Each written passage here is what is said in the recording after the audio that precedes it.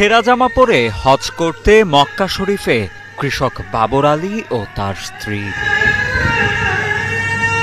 কৃষিকাজে জমানো কিছু টাকা আর জমি বিক্রি করে সস্ত্রীক হজে এসেছেন এই বৃদ্ধ। কষ্টের টাকায় নবীজির রওজা মুবারক দেখার সৌভাগ্য হলেও কিনতে পারেননি আর নতুন জামা, তাই হয়তো পুরাতন ছেঁড়া জামা পরেই হজে এসেছেন বাবর আলী। আমার টাকা থেকে ব্যবসা বাণিজ্য ওই কৃষিকাজ থেকে সব, এবং এই পয়সা করি খুব কষ্ট করি আমাকে জোগাড় করতে হয়েছে, দিয়ে আমি হজ করতে এসেছি আমার স্ত্রী আর আমি। আমার শেষ ইচ্ছা ছিল যে আমি একটা হজটা করবো আল্লাহ পাক এরা করে।